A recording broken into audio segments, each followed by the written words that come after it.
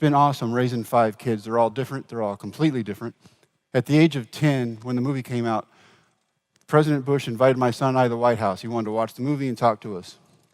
After the movie, the President of the United States, the man who loves baseball, owned a Major League Baseball team, looks down at my 10-year-old son. He goes, "Hunter, are you going to be a ball player like your daddy?"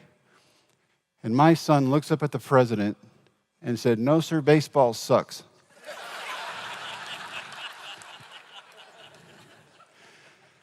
Now, as a baseball player, I'm mortified. As a dad, I'm like, at least he said, "Sir." He looked up at the president, he goes, "I'm going to be a lawyer." At 10. 26 now, he's a lawyer.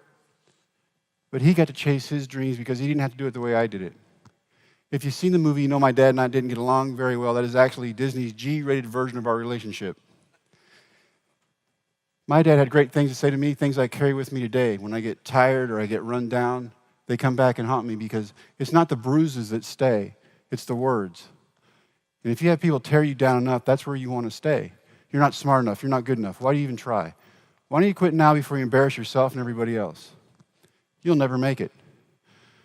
His favorite saying to me as a child is, "Children are to be seen and not heard," so as a child, I never talked. My dad was in the military, we moved constantly. The way I made friends was by showing up at a ball field with a glove, throwing a ball, and then I had a team full of friends. I never had to say a word. I didn't talk. I was scared of my dad. Now at 53, I make a living talking. So after every speech, I call him and I say, "Guess how many people I talked to today?" Because he's old and I'm big. But we can live up to or down to expectations put upon us. Early in my life, everywhere except on a ball field, I lived down here. I didn't care about grades. I just wanted to be on an athletic field because I knew there I could be the kid I was supposed to be. I could turn off those voices, "You're not good enough," because I knew I was. Not only was I good enough, I was better than everybody else, and I wanted to prove that. That was my way of communicating with the world. See, my kids never had to do that.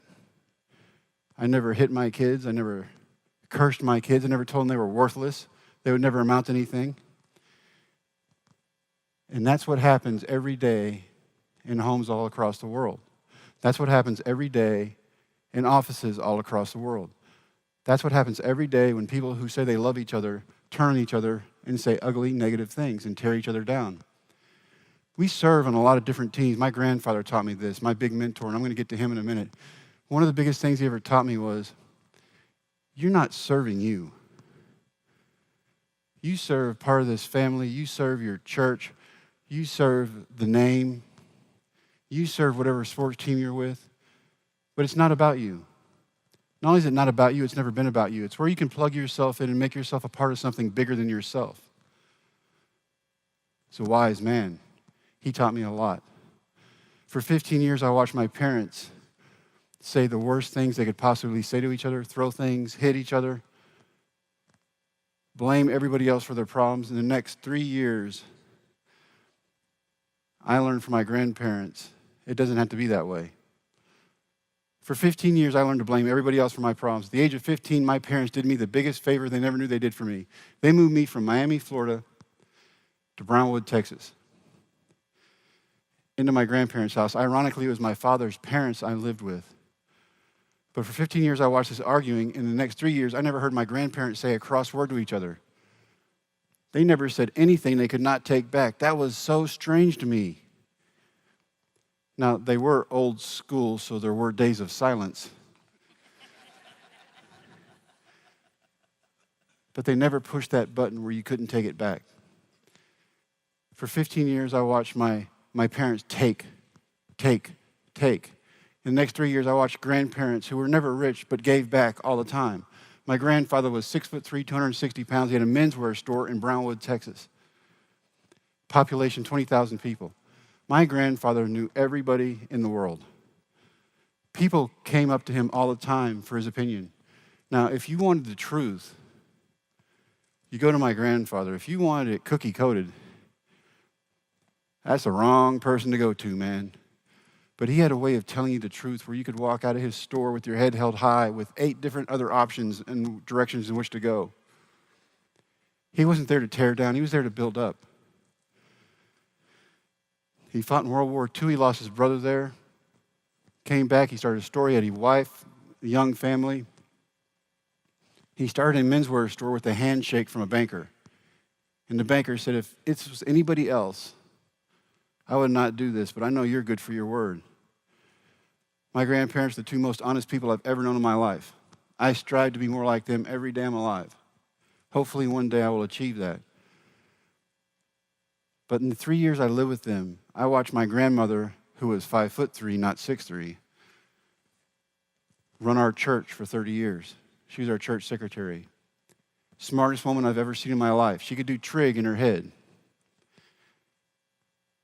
Apparently that skips a couple generations. I had not received that gift. Fortunately, my kids did. But it's amazing when you watch a couple work who is working together for something bigger than themselves. My grandparents were full of faith. They did things for people that nobody ever knew about. Thanksgiving dinners for families that couldn't afford it. Christmas presents for families with kids that couldn't afford it. Out of their own bank account, they'd pay a bill for somebody so that they could keep their dream going on a little bit longer. Now, if you want a good picture to take home with you today, picture you at the age of 15 in a car behind the wheel, watching your grandparents deliver presents to a family that doesn't have anything, stacking them up on their front porch, ringing the doorbell and running off. And you're the getaway driver.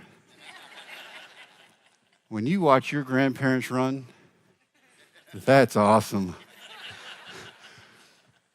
But that's how they were. Amazing people. And she was either at church doing her job or she was at the store doing accounting for my grandfather.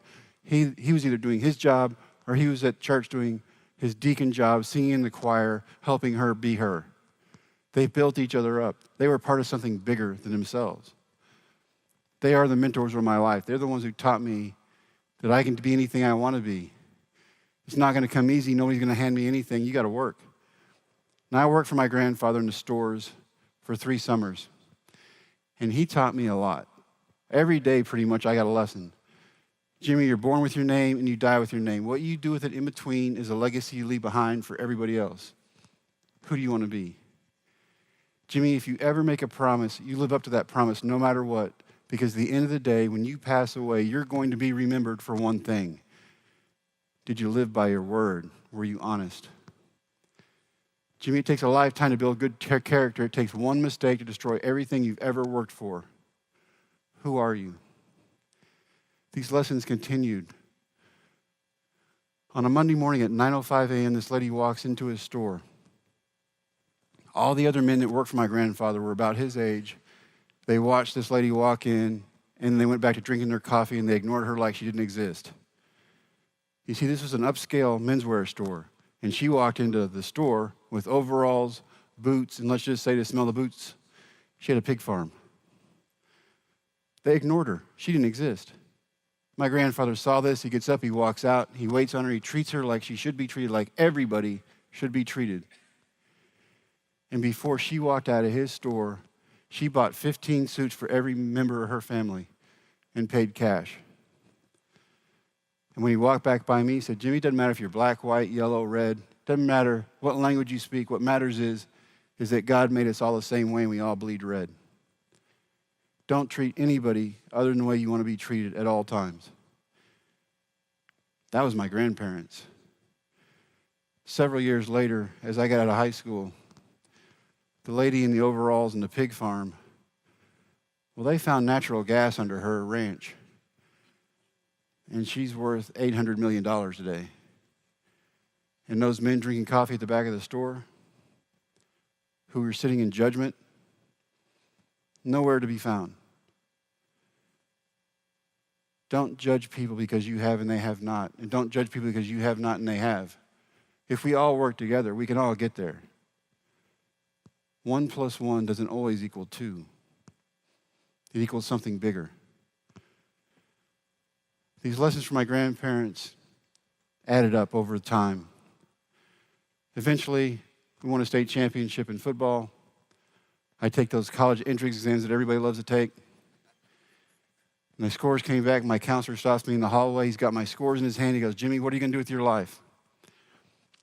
Has anybody in this room ever been 18? You know a lot, don't you? I looked up at my counselor. I said, I'm going to be a baseball player. Everybody knows that. And he goes, I hope so. You're too stupid to go to college.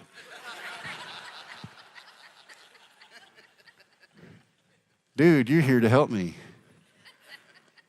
Last I heard from him, he no longer worked with kids. He's no longer a counselor. He worked in a movie rental store. And he's renting the movie about my life to other people. Dream killers come in all shapes and forms. The people who want to tear you down. They come in all shapes and forms, and these are the people who want to see you fail. They've either tried to do something in their lives and they failed at it, or they're too afraid to try. These are the people you need to push away from your inner core, your team, or whatever it is you serve. They don't deserve to be on it. It's the dream makers, people like my grandparents, people like that baseball team in Big Lake, Texas, which, for your own information, there is no lake in Big Lake, Texas.